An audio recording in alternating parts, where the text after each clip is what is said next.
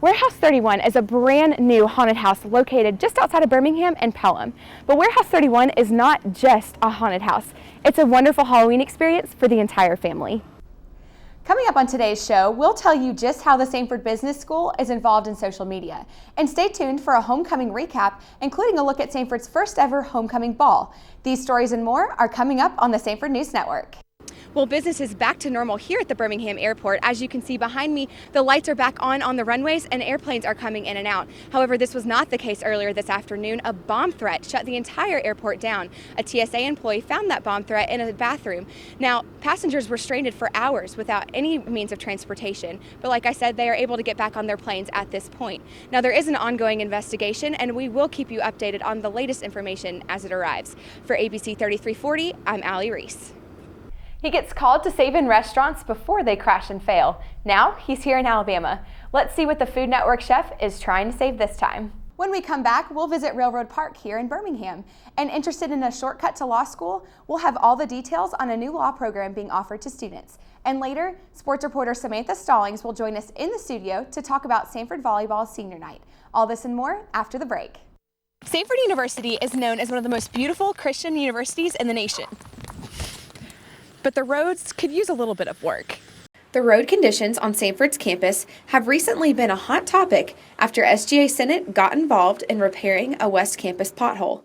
Yeah, so it started out with one of my senators, Stephen Newton. He actually was talking with one of his constituents, and the sedan that the constituent was driving would actually come down the hill and it would bottom out if it hit that pothole. That was a really big issue to him, and so he immediately talked to me, and we drafted a resolution to get that fixed. A week later it was passed, and then the very next day there was a Crimson article about it. It created a lot of buzz, and we came back, it was fixed. Although the pothole is repaired, students are still unhappy with Samford's roads. If you compare the quality of the roads to the quality of say the grass and the upkeep of the landscape, it's not comparable. I feel like Samford's a lot nicer than what the roads are. I took a poll in the CAF, and the result shows that 90% of students feel that the conditions of Samford's roads do not match up to the beauty of our campus. Samford's roads are not only unattractive, but it can be a pretty bumpy ride. Students have struggled with their cars bottoming out on speed bumps and potholes, leaving their cars damaged. We were driving with a group of our friends over into Beeson, so we were going down that hill, hit one of the speed bumps, and then my car kind of started screeching. Started making a really bad grinding noise. We didn't know what it was at first, so we just kept driving, but I don't trust the speed bumps anymore. But according to Samford President Dr. Westmoreland, road improvements are coming soon. In an email response, he says, because of the construction that is taking place in the center of campus with the new building for the business school, and because heavy trucks will continue to cause damage during that process, it makes the best sense to repair the areas most in need and wait until closer to the time of the completion of the construction project to put in place longer-term solutions. For the Samford News Network, I'm Allie Reece. Every year, thousands of college football players finish up their season and start training for the NFL Draft. Samford University has created several NFL football players like Cortland Finnegan, Nick Williams, and Corey White. This year, Fabian Truss, senior running back, is also training for the NFL Draft in hopes of making his dreams become a reality. Playing in the NFL or hoping to be able to train for the NFL has always been a lifelong dream of mine. Truss started working towards his NFL dreams when he was 7 years old with the encouragement of his mother. He was very athletic. He always did something. So he just had so much energy. I just figured it was something else he needed to be doing. Truss started out as a wide receiver, just like his favorite NFL star. I wasn't always a running back. I started off playing wide receiver. My favorite player growing up was Jerry Rice. So I just loved to catch the ball, run down, and plus I was very fast. So just love to catch the ball, go out there and have fun, and I just fell in love with it ever since then. Fabian had a successful high school football career at Shades Valley High School in Birmingham. He won several awards for his performance on the field, and his abilities were increasing by the second. I also did track, so they helped me with my speed, helped me on and off the field. But ever since my junior season, that's when the letters started rolling in, and I realized that I had a chance to play collegiately.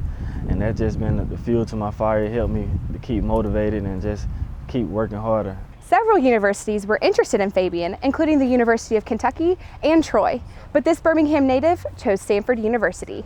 coming down to the academics and also being close to home, and also just Coach Sullivan seeing that he's won the Heisman Trophy at Auburn, and that played a huge role in me choosing to come here. The decision could not have been a better one for Truss, who quickly became known as the Bulldogs' playmaker. The 2013 season, up to the 15, 20, 25, breaks a tackle, gets outside, coming our way, 30, 35, 40, midfield, Truss down the sideline, 1 man, he cuts back into the 3, to the 10, maybe a Truss takes it to the house, baby! Helping his team win the 2013 Southern Conference Championship propelled Truss forwards towards his NFL dreams. After seeing Corey White get drafted to the NFL, then the year after Nick Williams, that really made it possible. Like, it was in reach of me reaching the NFL. And just seeing those guys make it to the NFL from a smaller school, that gave me hope and just motivated me to keep working. And now, I mean, I hear my name all over, so hopefully I get a chance and be blessed for the opportunity to play. Fabian did not miss a beat as he began to prepare for his NFL Pro Day. I started off in January. I started training in Georgia at Georgia Sports Performance in Duluth, Georgia, and I would commute back and forth because I'm still trying to balance between finishing school and also training at the same time. So after Pro Day, that's when I focused more on training. Along with Kelsey Pope, Jeremy Towns, without those guys, I don't see myself out there every day. Those guys out there, they motivated me day in, day out, even when rainy days when I didn't want to go out there. You know, I'm just blessed to have those guys along working side with me. And the feeling is mutual. Having a teammate to train with has been a blessing for defensive tackle Jeremy Towns.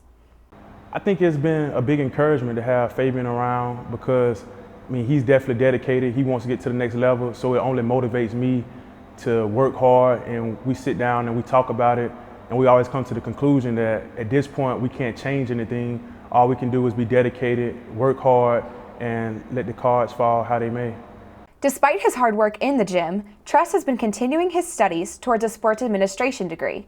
But if he does get drafted, I think I may tear up a bit, but because it's been a lifelong dream, just seeing everything that I come through, the injuries, the hard work, the summer nights, the long nights, just everything. And also seeing that I'm gonna graduate the week after, so I mean, everything is happening within these 2 weeks. So, with the NFL draft upon us, Fabian has been relying on his friends and family for support. My parents they're very supportive. You know, they just behind me 100%. They just encourage me along the way to just stay along in my faith, stay in my word every night, and don't let this get bigger than what it is. And they're just behind me 100%. But for now, all he can do is watch and wait for that special phone call. For the Sanford News Network, I'm Allie Reece. Being a college athlete is a dream for many little boys, but this dream has become a reality for 7-year-old Nathaniel Biggie Henderson.